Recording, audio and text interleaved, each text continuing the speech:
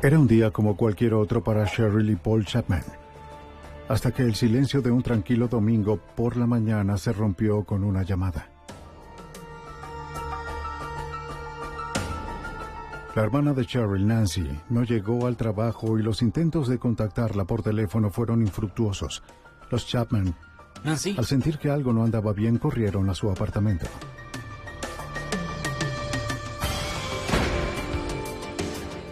La evidencia se acumula, no hay sospechosos evidentes. El Centro Mundial de Comercio es bombardeado. Ted Kaczynski es arrestado.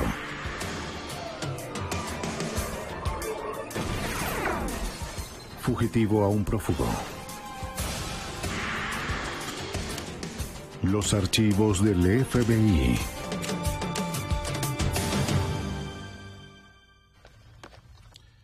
Hay asesinos sigilosos que matan con una precisión casi clínica.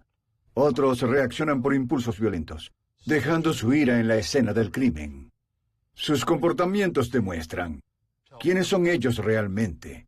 En 1987, la brutalidad del triple homicidio de Anchorage puso a prueba incluso a los investigadores más experimentados. Soy Jill Canstrom, exdirector del FBI en Nueva York.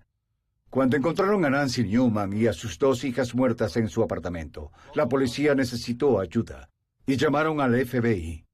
Había pistas por todas partes, pero ninguna era concreta. Los agentes sabían que para este caso debían descubrir cómo pensaba el asesino.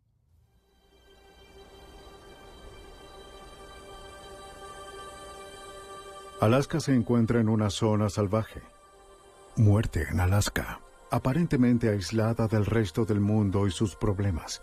Sus habitantes están unidos por la belleza de sus paisajes y el respeto mutuo por la naturaleza autosuficiente de la comunidad.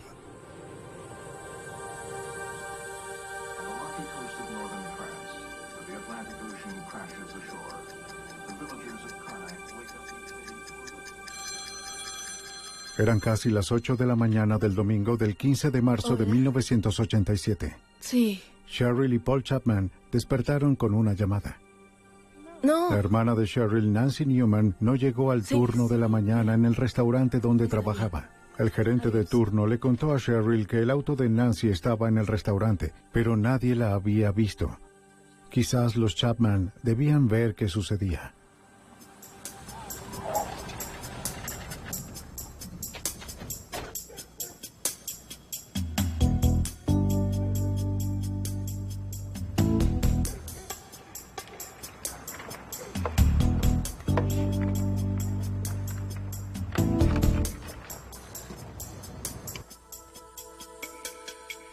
Cuando Paul y Cheryl llegaron al apartamento de Nancy, sintieron que algo estaba mal.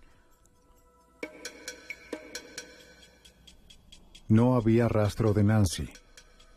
Sus dos hijas, Melissa, de 8 años, y Angie, de 3 años, no estaban en el lugar.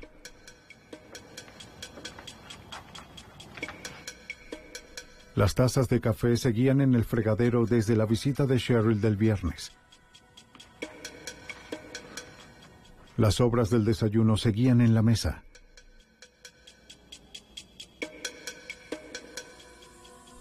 La lata de propinas de Nancy estaba vacía.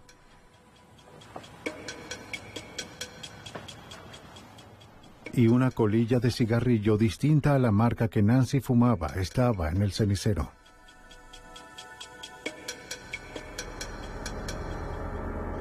Nancy. Nancy. En la habitación de Nancy, Paul descubrió algo terrible. Encontró a Nancy en la cama, golpeada y sin vida. Paul corrió a las otras habitaciones para buscar a las niñas. Para su horror, encontró a Melissa y Angie brutalmente asesinadas.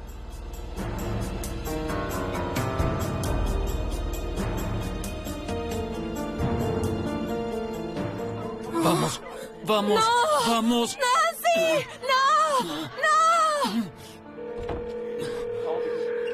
¿Emergencia? Sí, necesita ayuda, por favor.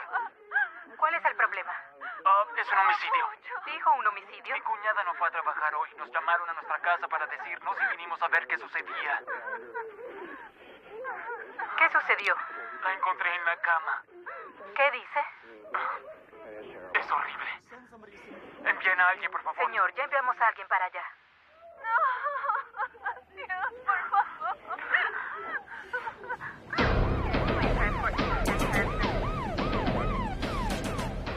En minutos, los oficiales de la policía de Anchorage llegaron al apartamento de Newman. Sin alterar la escena del crimen, los oficiales aseguraron el área e intentaron calmar a la consternada familia hasta que llegara la unidad de procesamiento de escena del crimen.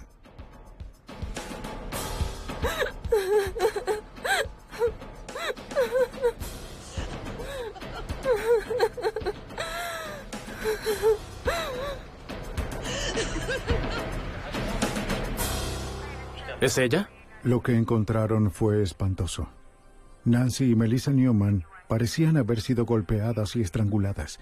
La garganta de Angie Newman tenía un corte tan profundo que casi fue decapitada. Bien. ¿Hay algo? Aún nada. Es una escena. El oficial Bill Gifford de la policía de Anchorage estaba en la escena. El impacto de un caso como este es muy frecuente. Es difícil expresarlo en palabras. Estamos acostumbrados a trabajar con casos de homicidios y agresiones graves, y sobre todo creo que la comunidad se vuelve, quizás, no insensible, pero está acostumbrada a este tipo de cosas. Se trata de un asesinato más. Sin embargo, las personas no están preparadas para algo de esta magnitud. Los asesinatos fueron tan terribles que incluso perturbó a los oficiales experimentados. Es impactante para el público y también afecta a los investigadores y oficiales que trabajan en el caso porque no están acostumbrados a ver, como lo mencioné, cosas de esa magnitud.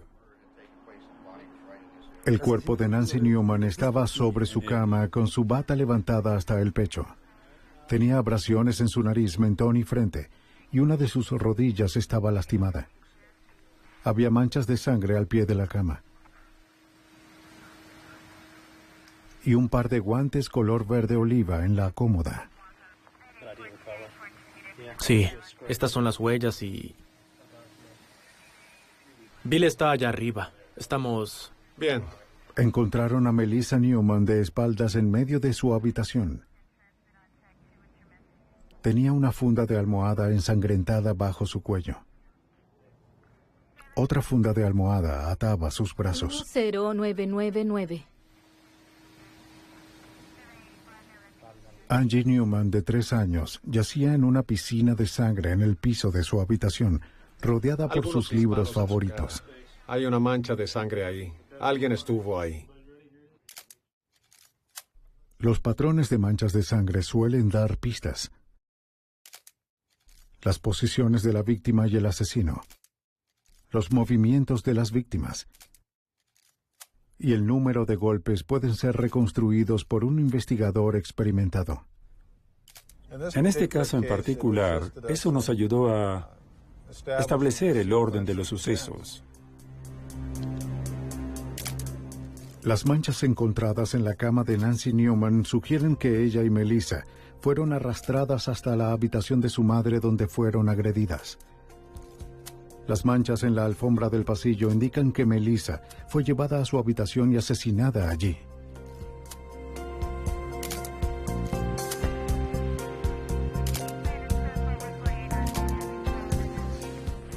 Los oficiales trataron cada lugar como una escena del crimen por separado.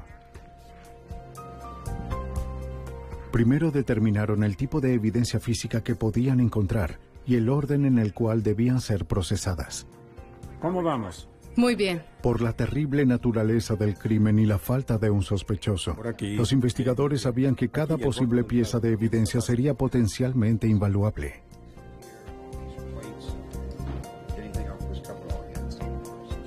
Genial, es grandioso. El sargento detective Michael Grimes estaba a cargo de la unidad de homicidios, agresiones y robos del Departamento de la Policía de Anchorage.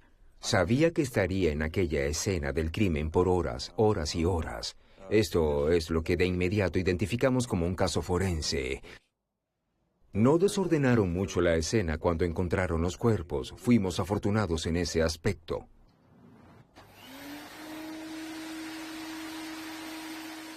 A menudo los investigadores hallan evidencia en áreas comunes de la casa. A veces las fibras y cabellos debajo de las alfombras pueden ayudar a encontrar al sospechoso. Para una cobertura total, los investigadores dividieron cada habitación en cuadrantes y aspiraron cada sección. Para comenzar con la meticulosa tarea, los investigadores primero deben acordonar un área de 1 metro por 1,5 metros en la habitación. El investigador utiliza una aspiradora común con un filtro especial adaptado. A medida que se aspiran los restos del piso, estos viajan por un pequeño tubo hasta un punto de recolección. Allí quedan atrapados en papel de filtro limpio. Una vez que el cuadrante de la habitación ha sido revisado, se retira el filtro y se coloca en un contenedor de evidencias.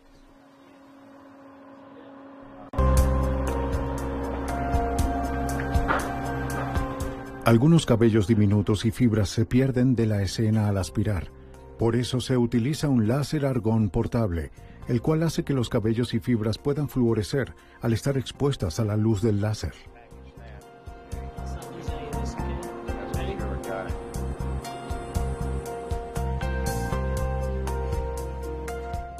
Una técnica llamada prueba de luminol también se utilizó para buscar rastros de sangre. Si hay sangre, el aerosol de luminol hará fluorecer la proteína en ella, haciendo que sea visible para los investigadores. Justo aquí. Toma una foto. Muy bien, dame espacio. Analizábamos la escena y buscábamos rastros invisibles o patrones de sangre invisibles y encontramos una muestra luminiscente que pudimos fotografiar. También sabíamos que faltaba un cuchillo de la cocina. Tomamos uno de ellos del juego de cuchillos y encontramos que coinciden en longitud y anchura a la muestra de luminol que teníamos. Adelante, revisa el baño. El aspecto de la escena indicaba que el asesino tomó a las víctimas por sorpresa. Primero déjame revisar esto antes de que lo empaques. Veamos qué hay adentro. Al parecer, la rutina matutina de Newman de repente fue interrumpida, quizás indicando que ellas conocían al asesino. Bien, excelente. Buen trabajo. Una gran incógnita fue el incentivo. En la escena, Cheryl le dijo a la policía que Nancy no tenía enemigos. Como camarera era popular entre sus colegas y clientes, amigable sin ser insinuante. ¿Y cuál motivo explicaría la ira impuesta sobre las niñas Melissa de 8 años y Angie de 3 años? ¿Se divirtieron? Sí, nos divertimos. Un robo era poco probable. Para los investigadores era obvio que el apartamento no había sido saqueado ni desordenado. Los investigadores tuvieron dificultad para encontrar una pista sólida. Sí, ocurrió de esa forma. Pediremos una... El detective Bill Reader manejó el caso desde el principio. La pista inicial se obtuvo de la misma escena al encontrar que la entrada no fue forzada. Eso nos llevó a buscar a personas que tenían acceso al apartamento y que conocían a las víctimas. De inmediato comenzaron los interrogatorios. Vecinos, familiares y amigos, cualquiera que pudiese tener información. El trabajo era encontrar a alguien que hubiese visto cualquier cosa inusual, a algún extraño en el área, que hubiese oído algo extraño, que hubiese visto a alguien cargando cosas, cualquier cosa que nos ayudara a enfocarnos en algún sospechoso. Los miembros de la familia casi siempre son sospechosos al inicio de la investigación. Paul Chapman no era una excepción, aunque no tenía a nadie que respaldara su coartada, la cual era que estuvo solo todo el sábado. Su reacción al descubrir los cuerpos fue claramente de trauma y de pérdida.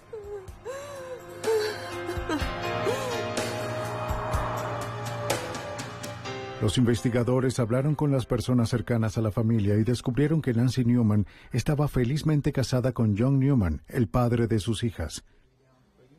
Era un sospechoso. Los esposos usualmente lo son. Pero John Newman estaba en California, entrenándose como cerrajero cuando ocurrieron los asesinatos. Otra manera de eliminar a un sospechoso es observar y continuar hablando con ellos. John nunca nos dio una indicación diferente a la de querer la resolución del caso. Estaba muy desconsolado, mostrando las señales que cualquiera mostraría bajo estas circunstancias. Ya que los Newman vivían en un complejo de varios apartamentos, el detective Grimes sabía que entrevistar a los vecinos en el área cercana sería una tarea difícil. Era un apartamento de un complejo de varias unidades, ubicado en un área particular del pueblo, que estaba rodeado por unos apartamentos de varias unidades y literalmente estábamos viendo cientos de viviendas en esa zona. La unida comunidad de Anchorage quedó impactada por la brutalidad de los asesinatos. Los investigadores policiales, sin tener experiencia en crímenes de esta magnitud, se hacían la pregunta más aterradora de todas. ¿Podría ser un asesino en serie? La policía se sentía presionada para trabajar rápido. ¿Qué tipo de persona cometería este crimen? ¿Existía algún significado en la forma en que estas personas fueron asesinadas que pudiese darnos pistas de a quién estábamos buscando? Y de forma inmediata, yo diría que en 1 o 2 días obtuvimos gran ayuda del FBI. Rápidamente los investigadores se dieron cuenta que necesitaban determinar el tipo de individuo responsable por los asesinatos. Fueron con la unidad de análisis del comportamiento del FBI en Quantico, Virginia. El agente especial Jude Ray recibió la llamada. Como perfilador de la unidad, el trabajo de Ray era asistir a los investigadores en la búsqueda de los peores asesinos de los Estados Unidos. Para hacerlo, Ray debía entender la manera de pensar de los asesinos. Buscábamos los actos y acciones de los individuos después de lo ocurrido e intentábamos predecir el tipo de personalidad, por así decirlo, de una vista compuesta de qué tipo de ser humano pudo haberlo hecho. A través de evaluaciones detalladas de las fotos y reportes policiales de la escena del crimen, Ray le suministró a los investigadores una descripción psicológica del asesino. Es una escena del crimen desorganizada. Hablo de baja autoestima, todo el tipo de cosas que diría sobre este tipo de personas, que ha sido, la sociedad lo ha rechazado a través de los años y ahora es su momento de rechazar a la sociedad. Ray le dijo a los detectives de Anchorage que este hecho podría repetirse. Este incidente en particular lo alarmó mucho, en particular por ser 3 víctimas al mismo tiempo que eran niñas, que en mi opinión también dijo, necesitamos trabajar en esto de inmediato porque al parecer esta persona está fuera de control y existe la posibilidad de que lo vuelva a hacer en un futuro no muy lejano.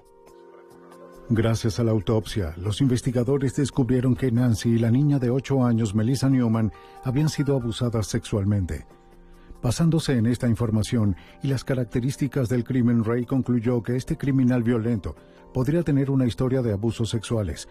Sería un hombre blanco de entre 20 y 25 años, un fracasado. A raíz de las conclusiones de Ray, los investigadores comenzaron a reducir la lista de posibles sospechosos. Entre ellos estaba un joven que recién se mudaba a pocos metros del apartamento de los Newman.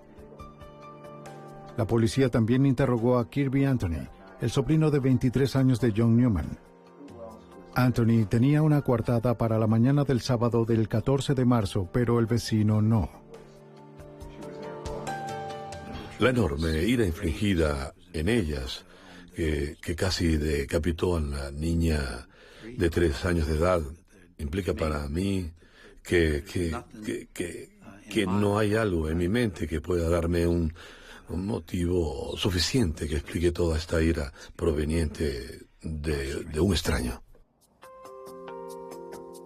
La insistencia de Ray al decir que el asesino conocía a las víctimas hizo que los investigadores desviaran su atención del hombre que vivía cerca. Los vecinos y amigos de los Newman confirmaron que el joven no conocía a Nancy Newman ni a sus hijas. Ya que hablé sobre la familiaridad, alguien cercano a la familia, alguien que la conocía, alguien que tenía algún tipo de relación con ella, quizás alguien que fue rechazado por ella. De hecho, dijeron que había un sobrino que les venía a la mente. Mientras los investigadores seguían interrogando a los posibles sospechosos, la cantidad de evidencia recolectada de la escena estaba agotando los límites del Laboratorio de Criminalística Estatal de Alaska. Una vez más, la policía de Anchorage acudió al FBI. La evidencia fue enviada al Laboratorio de Criminalística del FBI en Washington, D.C. El caso fue entregado al experto en cabellos y fibras, Doug Diedreck. Diedreck comenzó clasificando la evidencia buscando algo que vincule a un sospechoso: cabellos, fibras, partículas de vidrio, tierra, pintura. Lo que sea que haya podido trasladarse durante el contacto violento del asesino con sus víctimas. En total, creo haber revisado entre 300 y 400 objetos recolectados en la escena del crimen de las víctimas, de la eliminación, muestras de distintas personas como sospechosos, familiares o posibles conocidos. Las fibras son extrañamente difíciles de rastrear, y como nadie sabía qué vestía el asesino durante el homicidio, no había ninguna base para comparar las fibras recolectadas. La diversidad que existe es infinita. Por eso, cuando un individuo, en un caso en el que, por ejemplo, utilice un tipo de ropa en particular, transfiere material fibroso, el mismo será considerado como evidencia única. A pesar de que quizás haya hecho numerosas prendas del mismo tipo al salir al público, este material se dispersa y es como una gota de aceite en el océano. Solo está allí, pero es difícil de encontrar. Diferentes fibras, llegando a ser una cantidad de evidencia menor a un dedal, fueron recolectadas en todo el apartamento de Newman. Sin embargo, la experiencia de Diedreck en traslado de fibras le permitió reconstruir los movimientos del sospechoso durante el crimen, dándole a los investigadores una imagen más clara de lo que en realidad ocurrió en el apartamento.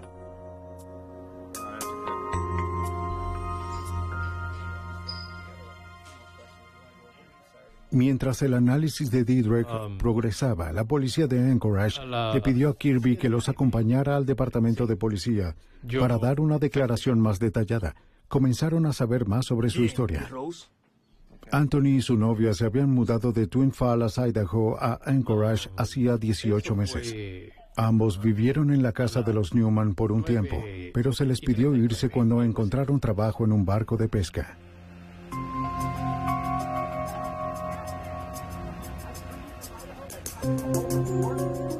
Lo sé, pero no estamos casados.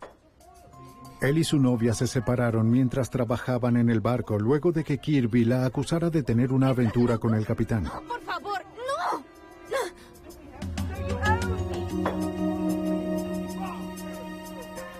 Sus compañeros lo describían como irracional e inestable después de la ruptura. Se enfrentó con el capitán y fue despedido.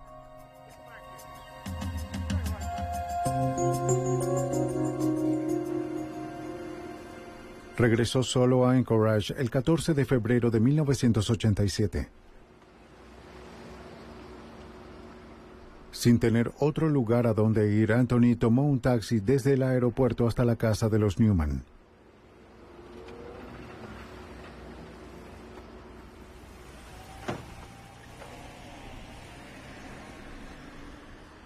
A través de la ayuda continua de Cheryl Chapman, la policía descubrió que John Newman se enfadó al saber que su sobrino había regresado a su casa durante su ausencia. Al mismo tiempo, la situación se volvía cada vez más incómoda para Nancy.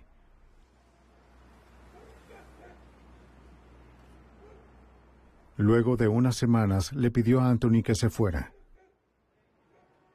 Se mudó con un conocido, Dan Grant. Mientras la investigación se centraba en Kirby y Anthony, El sargento Grimes recordó su primer encuentro con él. El día de los asesinatos, el detective Grimes se tomó la tarea de notificarle a Anthony sobre las muertes.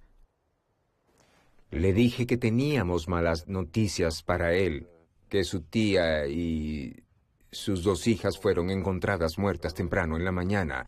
Recuerdo que Kirby agarró su cabello y comenzó a llorar lentamente, pero sus ojos estaban secos, no había lágrimas, bien sea porque mentía o no. La conducta de Anthony no era de luto por un familiar, pero Grimes sabía que el extraño comportamiento de Anthony no justificaría un arresto. Sin embargo, el reporte de la autopsia los hizo sospechar aún más. Los resultados determinaron que los asesinatos ocurrieron entre las 7 de la mañana y las 12 del mediodía del sábado 14 de marzo. Fuimos capaces de demostrar que los asesinatos ocurrieron temprano en la mañana, luego de que las víctimas se habían despertado. Una de las víctimas había comido cereal, la otra estaba comiendo cereal en ese momento. La madre estaba bebiendo una taza de café. Establecer la hora de las muertes hizo que la coartada de Anthony fuese irrelevante, la cual era que estuvo en una fiesta hasta el sábado en la mañana. Admitió que bebió, fumó marihuana y consumió cocaína. Despierta. Vamos, amigo. Dijo que regresó a la casa que comparte con Dan Grant a las 7 de la mañana y luego volvió a salir alrededor de las 8:45. Mientras tanto, la investigación del agente del FBI Didrek sobre las fibras y el cabello se hacía más complicada. Uno de los objetos recuperados viene del polvo aspirado. Al menos había polvo aspirado de distintas habitaciones. Esos objetos deben ser analizados y los cabellos deben ser examinados. Creo que fue la cosa más difícil de este caso. Fue identificar cada cabello encontrado en la residencia. Y comúnmente eso no se hace. Realmente hay muchos cabellos con los cuales trabajar. Pero en este caso, hacerlo fue una tarea monumental y laboriosa de todo el equipo. Cada cabello muestra sus características peculiares bajo un microscopio, haciendo posible rastrear su posible origen. El hecho de que los cabellos se diferencian en cada persona es evidente cuando amplías estas características unas 250 o 400 veces. Para examinar las fibras y los cabellos encontrados en la escena, Didrek utilizó 2 microscopios de comparación de alta intensidad conectados por un puente óptico, uno para los materiales reconocidos y otro para los que faltaba identificar. Ya que Anthony vivió un tiempo con los Newman, era probable encontrar su cabello en el apartamento. Era importante establecer si los rastros de cabellos eran antiguos o recientes. Didrek revisó el contenido de la aspiradora utilizada en la casa de los Newman.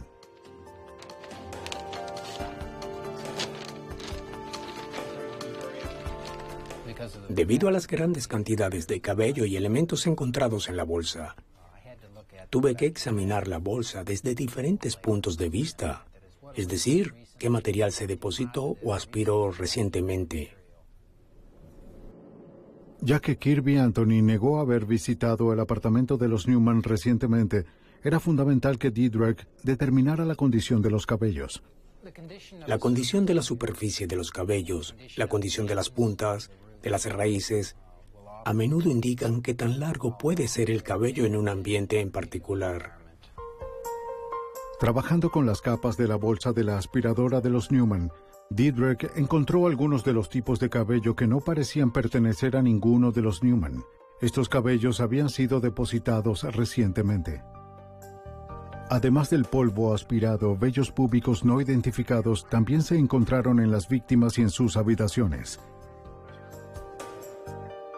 Para determinar el significado de estos hallazgos, Didrek ahora quería saber cómo son usualmente trasladados los cabellos de una habitación a otra, así que llevó a cabo su propio experimento. Era una pregunta sobre qué tan probable era encontrar cabellos de alguien, digamos vellos púbicos, en distintas áreas de una casa. Así que diseñé un pequeño experimento llevando a mi casa una aspiradora, la de la escena del crimen, y aspiré en 4 habitaciones por un periodo de 2 semanas, al mismo tiempo todos los días, solo para ver qué tipo de cabellos podría encontrar. Me enfoqué principalmente en vellos púbicos. Didrek conservó el material de cada limpieza. Luego comparó los cabellos de esas limpiezas con sus propios cabellos. Didrek pudo concluir que los vellos se trasladaron de habitación en habitación en su mayoría, pegándose en las medias o a la ropa. Los cabellos depositados al inicio de su experimento estaban más profundos en los escombros de la aspiradora y por eso más dañados. Los depositados recientemente no lo estaban. Fue un hallazgo significativo para Didrek, debido a que Cheryl le dijo a la policía que Nancy aspiró su casa el viernes. Los cabellos no identificados que se encontraron fueron depositados justo al momento de los asesinatos.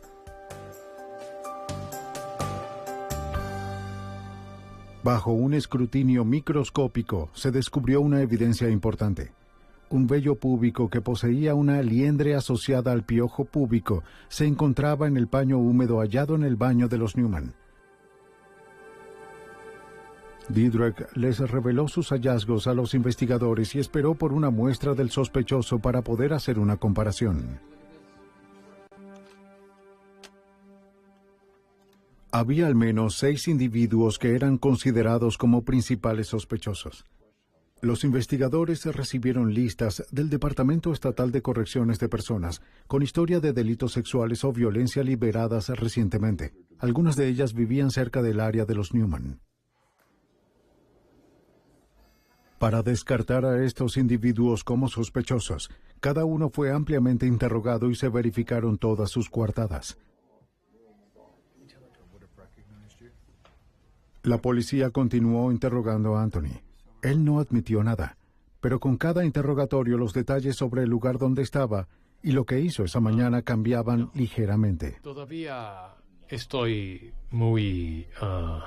Eso era un tipo de indicador de lo que tendríamos que lidiar con Kirby desde el comienzo. Fueron esas pequeñas mentiras que no eran necesarias, pero que igual quería decirlas. Intentaba... Sin conocer el análisis de Didrek, los investigadores le pidieron a Anthony entregar muestras de cabello y de sangre. Queriendo parecer cooperativo, entregó las muestras por voluntad propia. Estas fueron llevadas rápidamente a Didrek para ser comparadas. Al día siguiente, Didrek le notificó a los investigadores que Anthony tenía piojos púbicos. Por supuesto, sí. Claro. Eso probablemente fue el descubrimiento más significativo. En ese punto podríamos comenzar a enfocarnos en Kirby como el sospechoso. Cuando fue confrontado con la evidencia de cabello y la liendre encontrada en el paño, Anthony confesó tener piojos. Dijo haber tomado una ducha en la casa de los Newman una semana antes de los asesinatos para no propagar el piojo púbico en la casa de Dan Grant. Para Jude Ray, el paño sucio dejado en la escena del crimen decía mucho del sospechoso. El asesino se había limpiado en la escena del asesinato. ¿Para qué arriesgarse? ¿Por qué no ir a casa? Era obvio para mí que él tenía que ir a otra parte a la que no podía llegar cubierto de sangre. Lo que nos lleva a pensar que el chico no está solo. No vive solo. El perfil conductual de Ray también predijo que el asesino se le podría asociar con un abuso sexual en el pasado. Esta predicción obligó a los investigadores a buscar con más detenimiento sobre el pasado de Kirby. Descubrieron que Kirby Anthony fue el principal sospechoso en un caso de Idaho que continúa abierto hasta la fecha. La víctima, una niña de 12 años de edad, sufrió daño cerebral durante el ataque y no pudo testificar. Él, antes de venir a Alaska, fue el foco de atención de la policía de Idaho. Estaban en una especie de día de campo y había una niña de 12 años de edad que fue encontrada en el bosque. Estaba inconsciente, casi muerta y había sido abusada sexualmente. Y la investigación señalaba a Kirby Anthony. Ray también predijo que el asesino querría parecer cooperativo con la policía. Nos dijeron que el sospechoso se involucraría en la investigación, que estaría llamando para saber qué mostraba la evidencia, y Kirby comenzó a hacer eso. Lo que los investigadores no le decían a Anthony era que las otras comparaciones de cabello de Diedrich también apuntaban a él. El vello púbico encontrado en el paño era solo una de las muchas asociaciones exitosas que Diedrich había podido lograr entre los cabellos encontrados en la escena y aquellos entregados por Anthony. Y en este caso, una gran cantidad de vellos púbicos como los de Kirby y Anthony fueron encontrados en las habitaciones. Las de ambas víctimas, las dos niñas, y también algunos similares a los de él en la cama de la madre. Un cabello de la cabeza de Anthony fue encontrado en las sábanas de la cama de Nancy.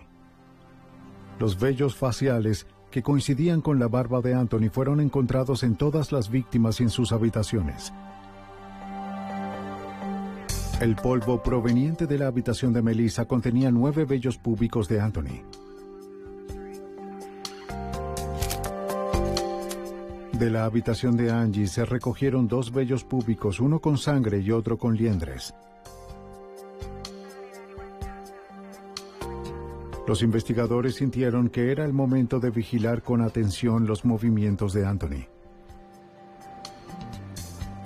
Bajo vigilancia, los investigadores conocieron los lugares que Anthony frecuentaba y lo siguieron discretamente por la ciudad. Esperaban que les revelara algo a sus amigos, que luego pudiese implicarlo en los asesinatos. De hacerlo, los investigadores lo descubrirían pronto.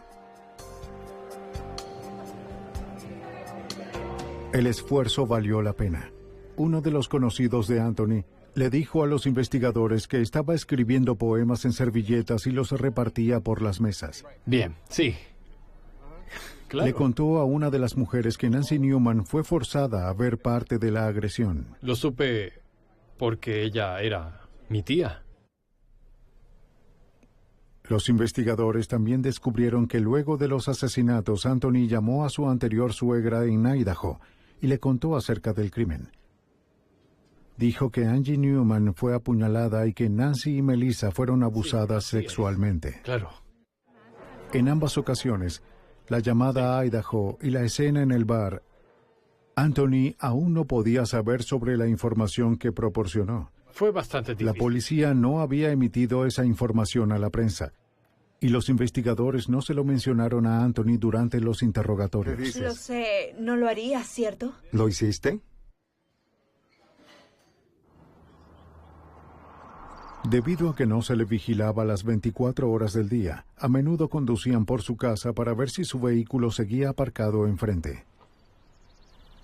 Si estaba en casa, los investigadores pedían hacerle algunas preguntas.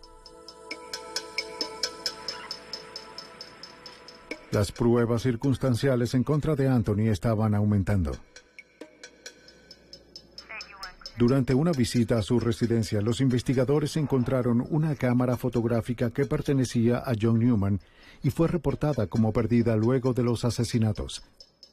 Les dijo a los detectives que los Newman se la habían prestado, pero cuando le pidieron demostrar cómo funcionaba, parecía no tener idea de cómo usarla.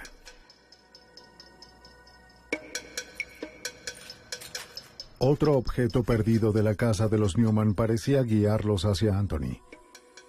El dinero extraviado proveniente de la lata de galletas que solo contenía monedas. 3 amigos de Anthony le contaron a la policía que lo habían visto envolviendo monedas o pagando con fajos de monedas. Luego estaban las huellas. La huella palmar de Anthony fue encontrada en la pared sobre la cama donde Melissa Newman fue abusada. Las huellas halladas en la lata de galletas sobre la mesa de la cocina coincidían con las de Anthony. También encontraron sus huellas en el armario de la sala y en la puerta principal del apartamento. Otro lugar en donde hallamos las huellas de Kirby fue en la parte trasera de la puerta de la habitación de la madre. Una vez más, su posición era tan significativa que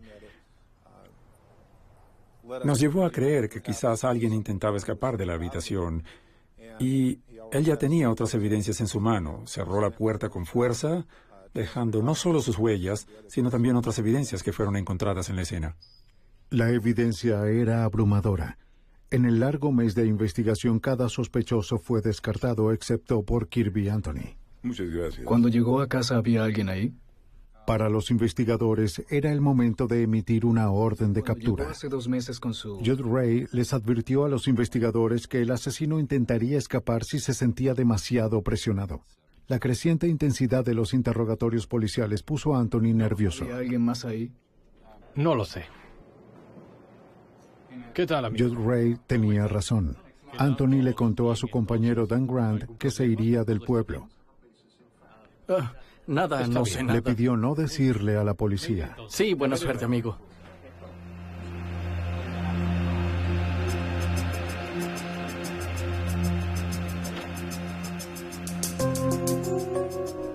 Grant temía contactar a la policía de Anchorage por el mal temperamento de Anthony. No obstante, finalmente llamó 7 horas más tarde. Bien. Anthony se dirigía a la frontera con Canadá, un viaje de 8 horas en auto. Ya tenía 7 horas conduciendo.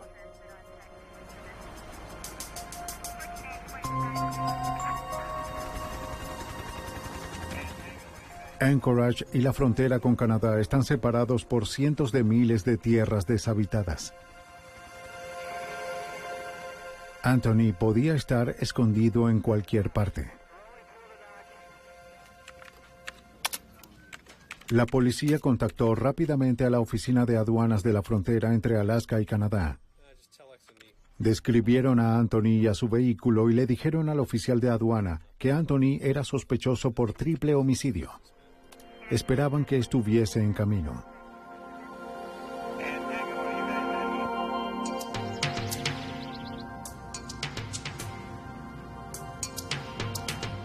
Casi una hora más tarde, Anthony llegó a la oficina de aduanas. Sin saber que los investigadores les habían avisado, Anthony se detuvo tranquilamente en la entrada de la aduana.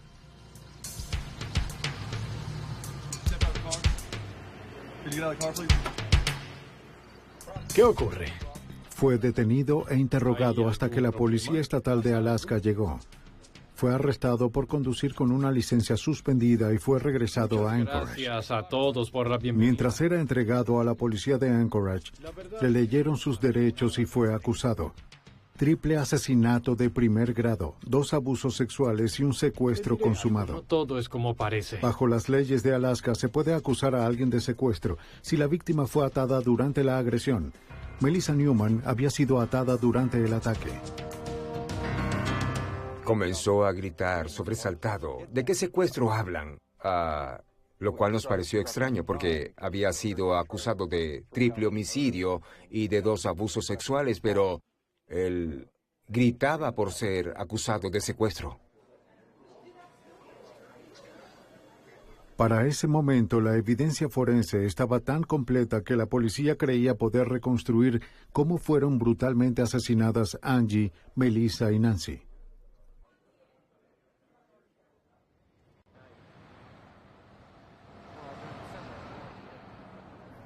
La última vez que Cheryl Chapman vio a su hermana con vida fue el viernes 13 de marzo.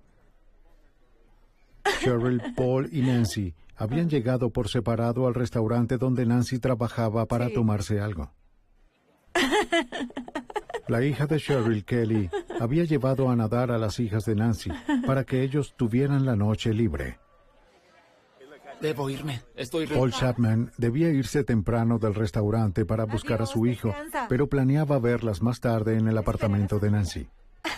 Buen chico. ¿Sabes lo que dijo?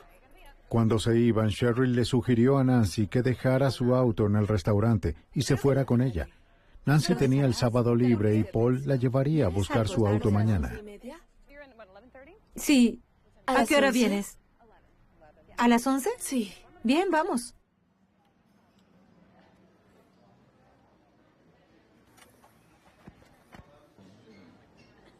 Cheryl, Paul y Nancy Terminaron en el apartamento de Newman para esperar a Kelly y a las niñas. Se sentaron, reían y hablaban hasta las 9:45 cuando las chicas llegaron. Kelly les había comprado unas hamburguesas. Cerca de las 10 de la noche, Cheryl y Paul estaban listos para irse. Cheryl ayudó a Nancy a limpiar la mesa y colocó las tazas de café en el fregadero. Angie estaba en pijamas y Melissa había ido a su habitación para irse a dormir. Déjalo allí, yo lo hago. Cuando se despedían, Paul le dijo a Nancy que lo llamara al día siguiente si quería que la llevara hasta su auto. Gracias.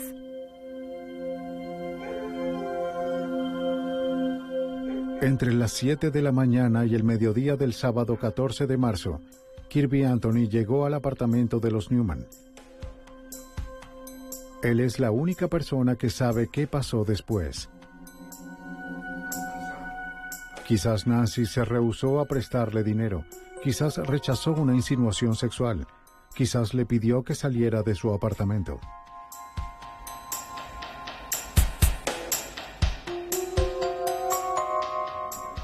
Sea lo que haya sido, su ira explotó.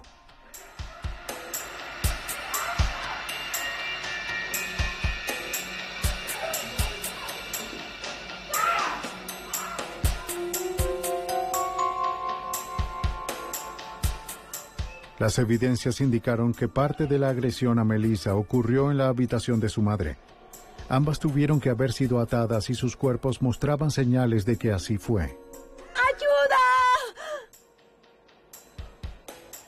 Podemos demostrar a través de hallazgos serológicos que Melissa, la niña de 8 años, fue agredida en la habitación de su madre, que estaba diagonal a la cama y estaba sangrando en ese momento. Y luego fue sometida de alguna manera y mantenida en una posición en ese lugar por un periodo de tiempo.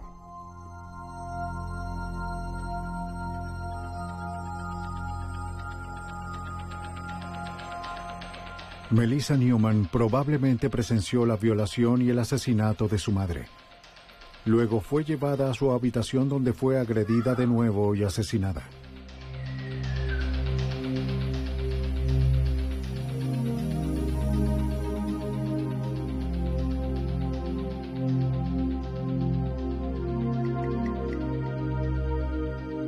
El cuchillo utilizado para asesinar a Angie nunca fue recuperado.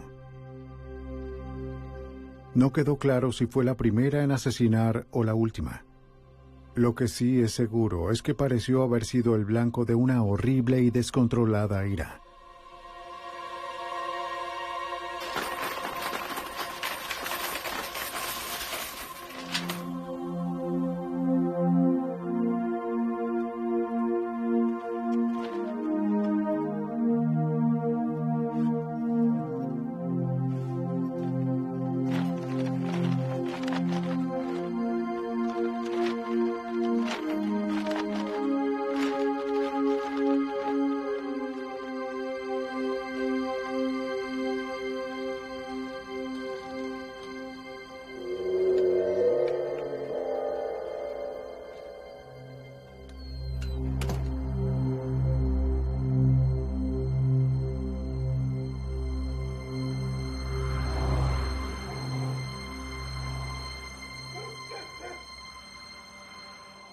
Nancy Newman no llamó al día siguiente a Paul Chapman para que la llevara hasta su auto, ni respondió a su teléfono las muchas veces que su hermana intentó contactarla.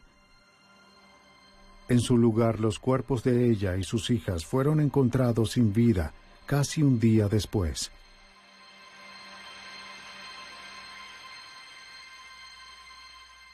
El rencor en contra de Angie pudo haberse creado en las pocas veces que Anthony cuidó a las niñas.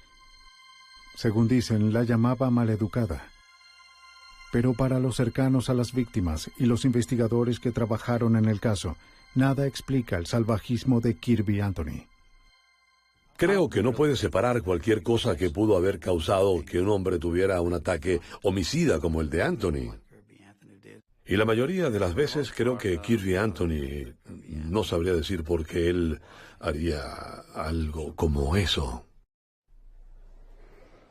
Un John Newman muy afligido estuvo sentado en completo silencio durante el juicio de su sobrino.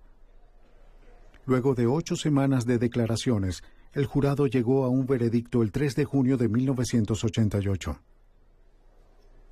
Anthony sin barba se veía muy confiado mientras esperaba por la decisión.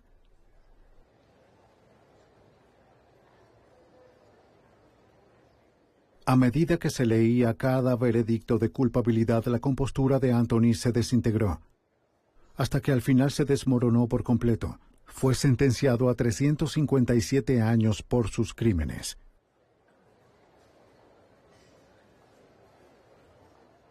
La condena de Kirby Anthony casi representaba un manual de trabajo policial cooperativo. La policía de Anchorage le proporcionó la evidencia recolectada al FBI de una escena del crimen cuidadosamente protegida. Doug Didrek analizó con cuidado los cabellos y fibras y anticipó las excusas de Kirby Anthony, llevando a cabo su propio experimento en casa para refutarlas. La ayuda de Judd Ray permitió que la policía estuviese a un paso más adelante de los pensamientos y acciones de Anthony, y por primera vez la declaración de un perfilador del FBI fue aceptada en la corte. Fue un buen caso para tantear el terreno y probar si esto sería o no sería aceptado en nuestro sistema judicial. Y por eso las consecuencias fueron trascendentales. Eso nos abrió una puerta.